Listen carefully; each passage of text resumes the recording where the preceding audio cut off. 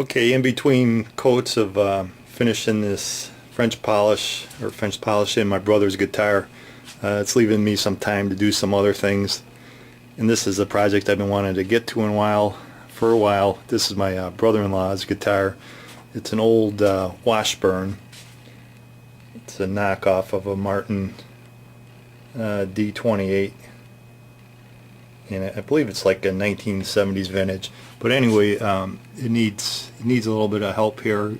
I don't know if you can see this, but it's got huge, it's almost like it's a scalloped fretboard. It's just got huge divots in the fretboard. It's totally unplayable. So we're going to try and fix that. And the frets down on this end too are really divoted too. It needs a fret job. So what I got to do is take the frets off. We're going to check the neck angle, just kind of see how the neck angle is, and then do some sanding on this board and see if we can get this thing playable. Alright, the first thing I got to do is get the frets out. So I've got some end nippers here that have been ground flat or flush ground, so that we can get, right beside the fret and pull them up. But before I take them out, I want to heat them up here. So I'll just use the soldering iron here to get them hot. This just loosens, if there's glue in here, it just kind of loosens up the grip that the glues get on the fret, so they come out a little cleaner and you don't chip.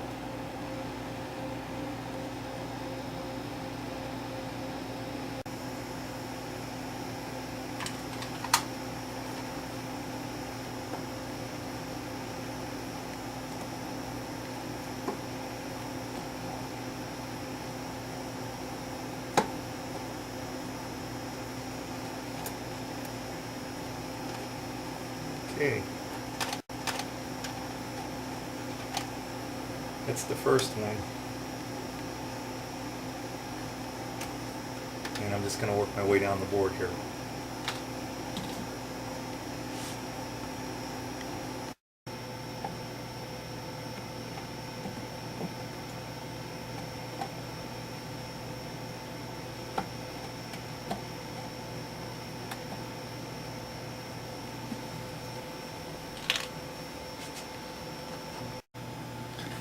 Boy, this is an old, dry board. No matter how much I heat them up, it's still getting some chips here. But I think that's okay, because it's going to take quite a bit of sanding to get those divots out on the lower frets there.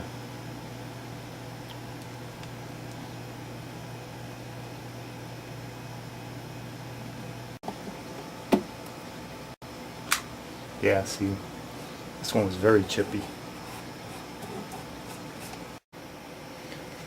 Alright, I got all the frets out.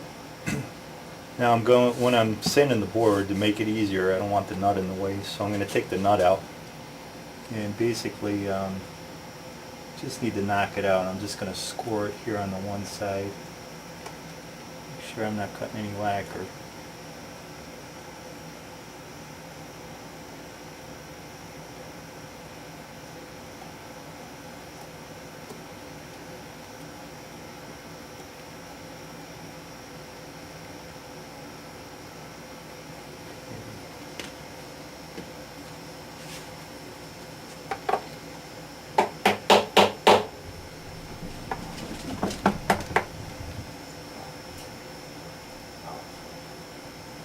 It was easy enough.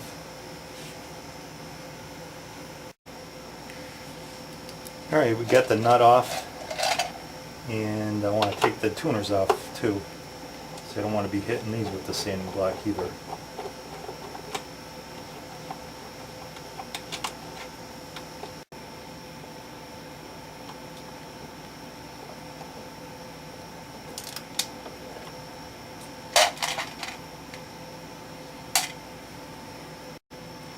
Alright, and finally, for tonight, I got some loose binding here, and I want to keep that on here. This will actually be sanded down as we're taking the fretboard down. So I just want to glue this back on. And this is actually called fish glue. Kind of like a protein glue, almost like hide glue, but you don't have to heat it up here.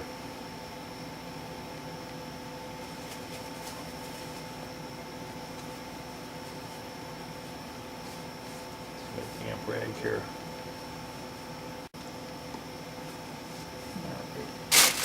Get some wax paper.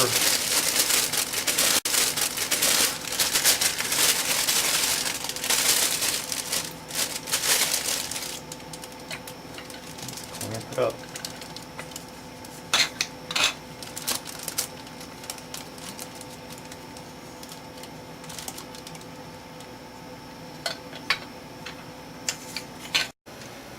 Okay, got the binding glued on. And now what I'm checking is just to see what this neck is like. And I just adjusted the truss rod. There's no tension on there at all. And this neck has got almost 10 thousandths relief with a completely loose truss rod. And the problem is I tried tightening it to get the neck straight, and it gets really, really tight. So there's just too much up bow on the neck, because when we put strings on here, the strings are going to want to pull the neck. So what that means is this guitar will have way too much relief, and it'll be way too hard to adjust with the truss rod.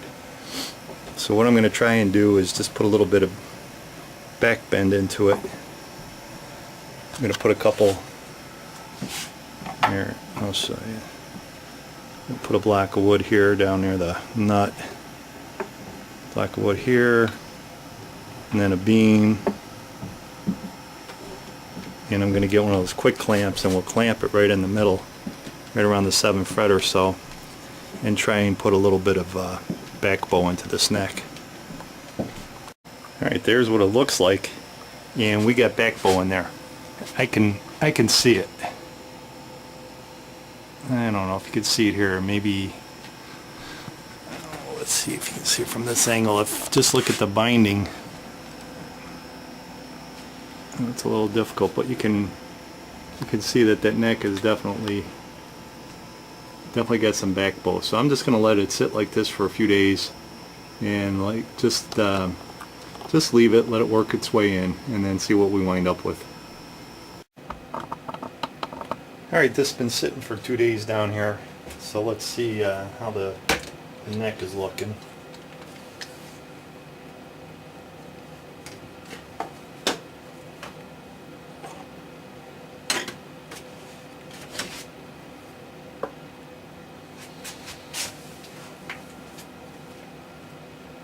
Just looking at it on the straight edge here, it looks pretty straight.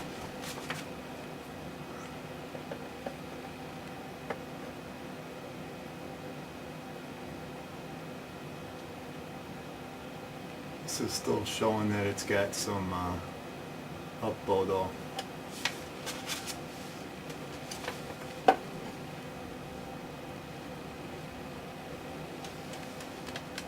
This straight edge looks much better because I was seeing light coming through here before. So I'm gonna try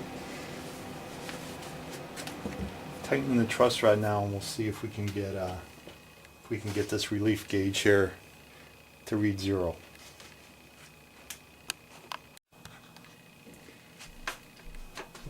See, I got no tension at all on this truss rod, so we're going to tighten this up here.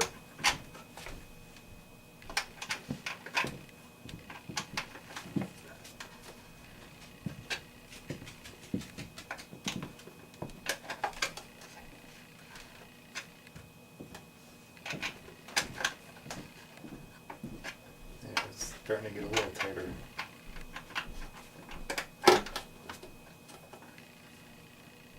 Alright, there's some tension. Let's see.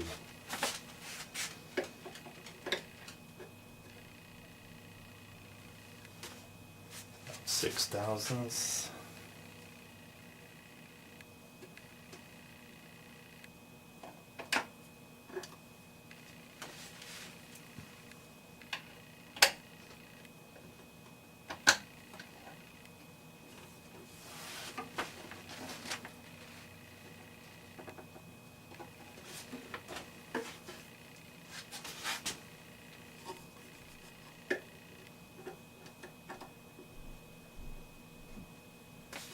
That's about 2/1000ths, and you know this has got so much divots down here at the end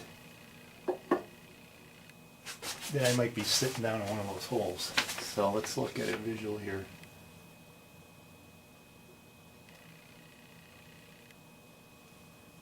And just a little light.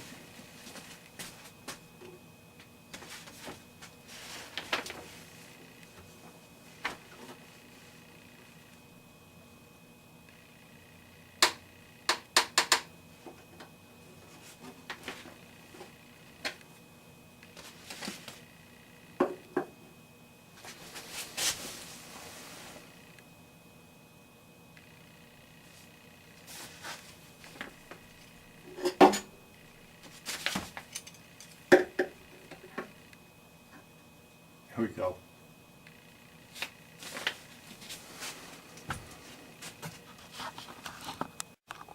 See, before I couldn't even get the neck straight. I couldn't get like 5/1000ths relief to come out of it, and now we've actually got a back bow.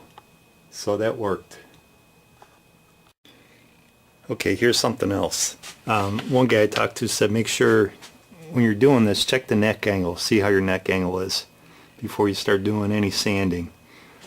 Because it might need a reset, neck reset, and if you know that before you start sanding, you can kind of fudge the way you sand the neck and kind of take into account for that, and you may be able to actually forego a neck reset.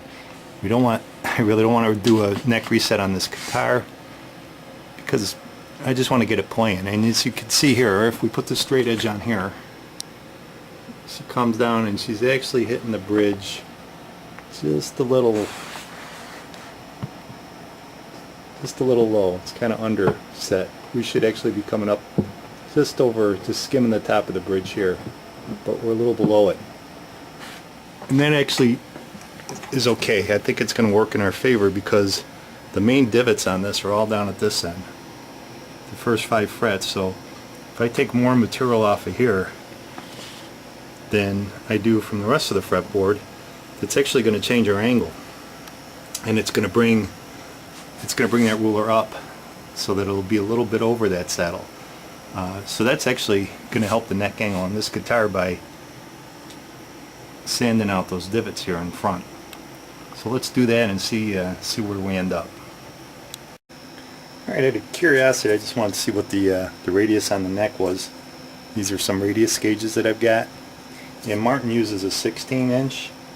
I tried the 16-inch on here, and it's actually too flat or too rounded. It's actually a little bit actually it's too flat. It's a little bit more rounded.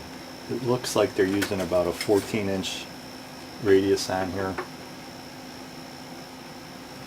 Here's the 14. It's either 14 or 12. I got 12 here too. And I think the 12 is too much. It looks like it's about a 14-inch. Doesn't really matter though, because the way I'm going to sand this neck, I'm going to follow the path of the strings, and we're actually going to put it's called the compound radius on here. So just to explain that, what I mean, if we follow the strings with this sanding beam, it's going to kind of be like, it's going to take the shape of a cone, where we'll actually have more radius down at this end of the neck. And then as the cone gets wider, comes up towards this end, it'll be flatter. So, you know, we might go from like a 12 to a 14, or a 14 to a 16, something like, and then gradually.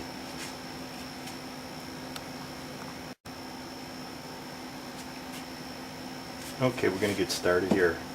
And I'll start down on this end. As I said, I want to take more material off of this end of the neck, so I'm going to concentrate mostly down here to get started.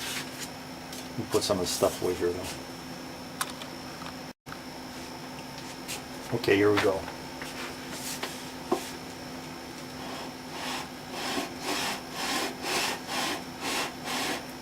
This is a machine beam. It's completely flat here, and I've got 100 grit. There you go. How do you like those divots, huh? Look at that. Holy cow, like the craters on the moon here.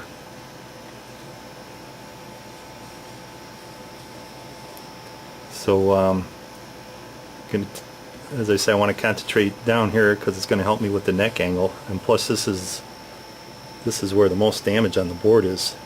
You must not play too many bar chords. There's not hardly any damage as you come up the board here.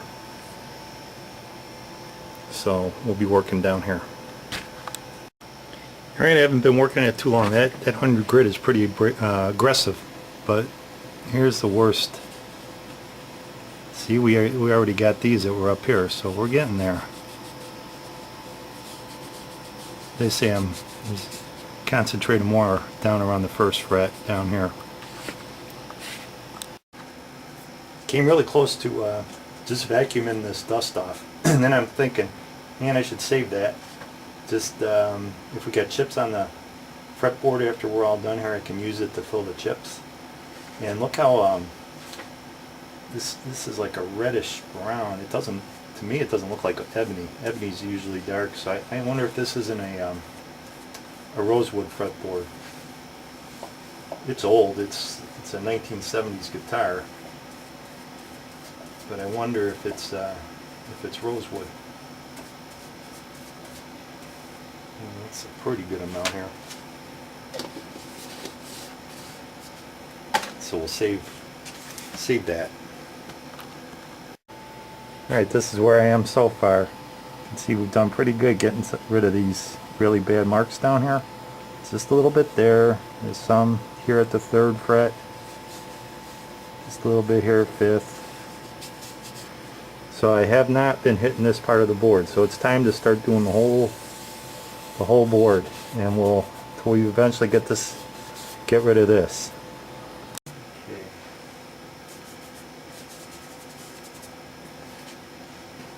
A little more.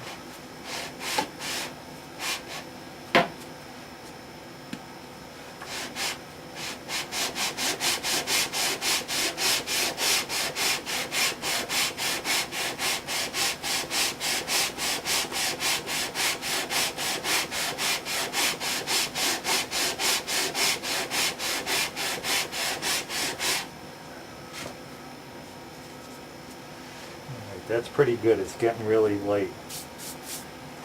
Alright, I am going to take some of this dust and vacuum it, and then we'll do the whole board. Well, look at this. This is really...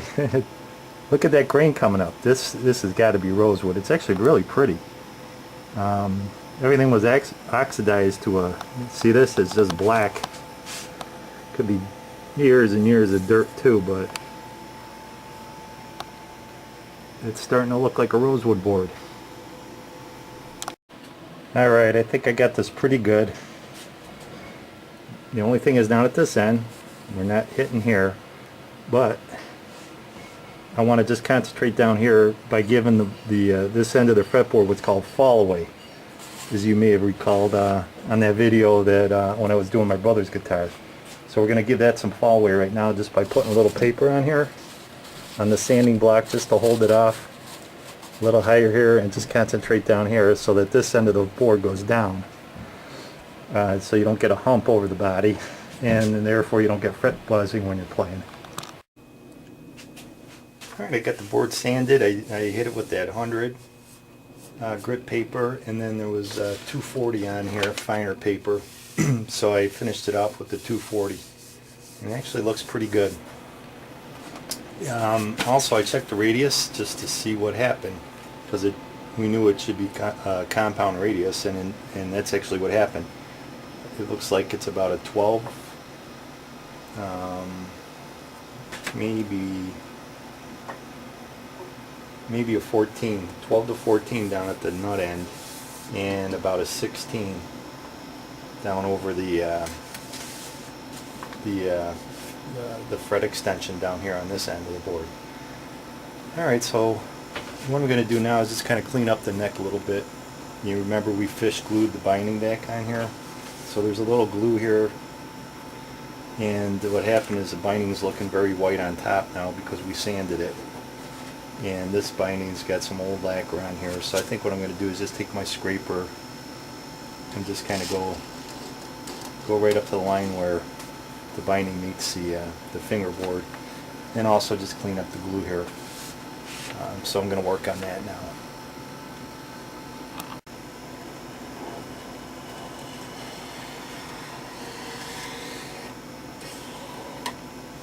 It's hitting the dot right here. The dot here is a little proud. So I got to work this down a little bit here.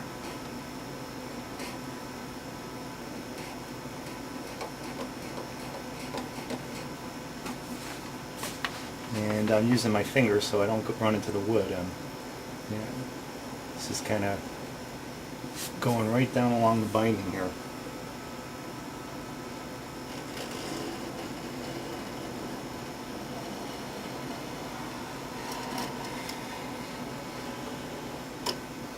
I'm just taking off some of that old yellow lacquer here so it'll all look consistent.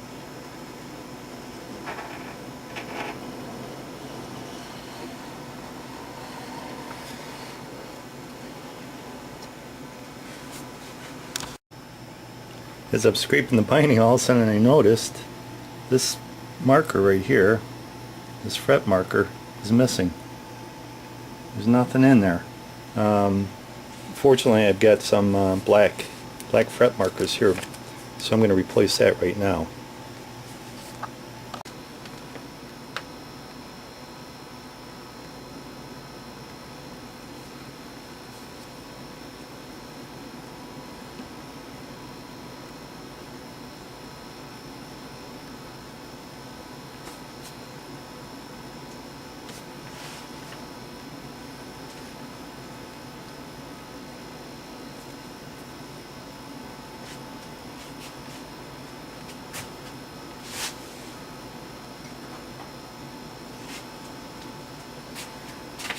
I'm just going to let that dry. Just use some black soup glue. And we'll just let that dry.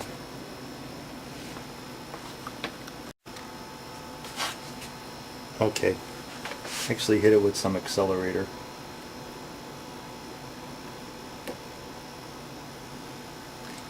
There. It's beautiful.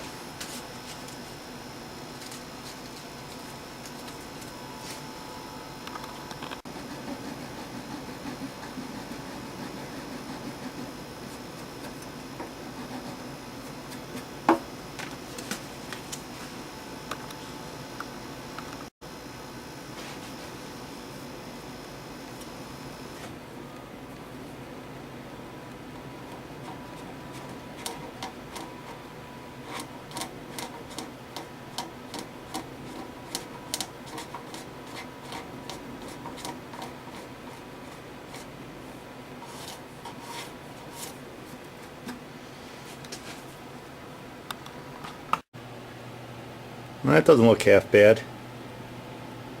And I don't have to make it perfect.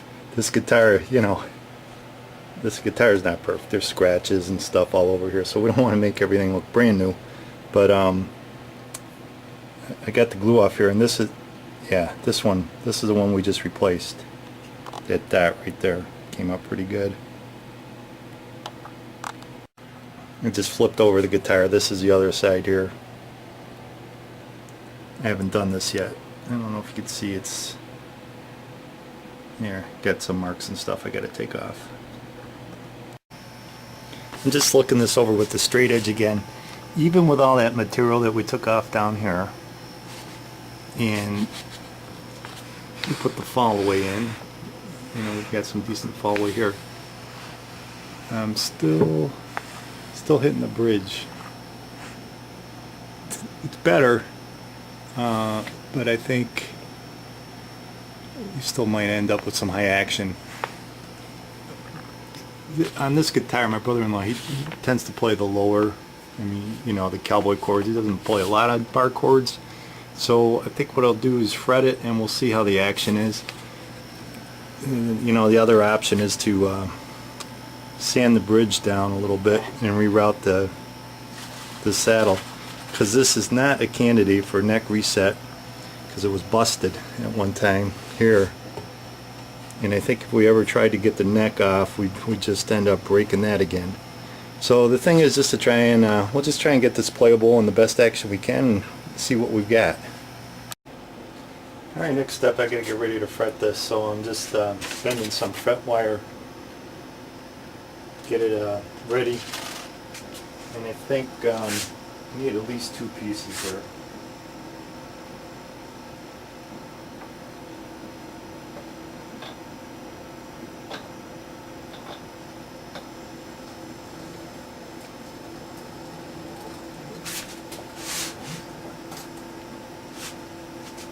Put it through twice here.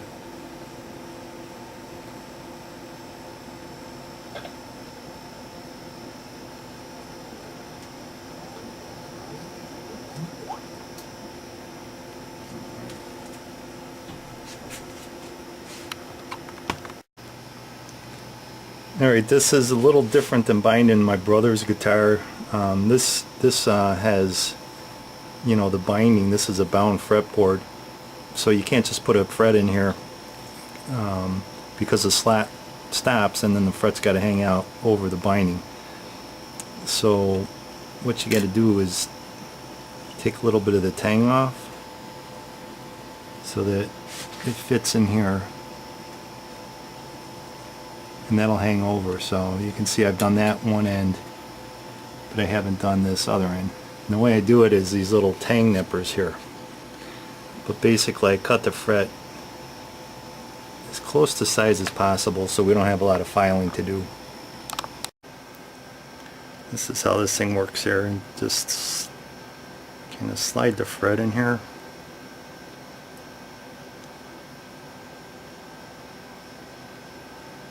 Figure out about how much you want to nip off, and just nip it. You see that? There you go. And then just make sure I don't lose any of these little sharp pieces.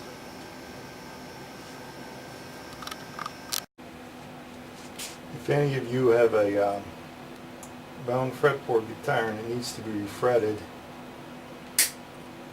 now you know why it costs so much to get those things done. This is a pain in the ass. Down to the last one here.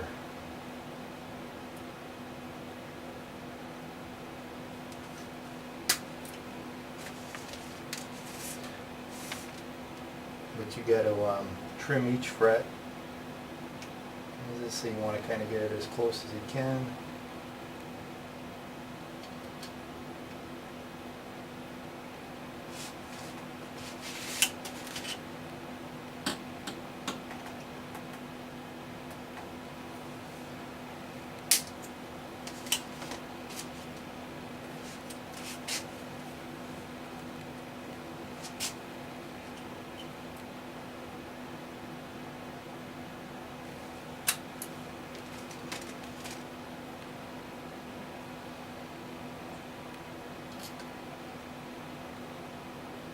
That should do it.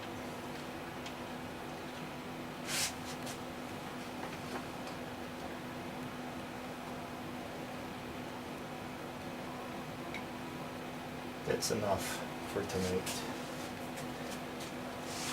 Oh, and it did. Took two pieces of wire, and we've got like one fret left over.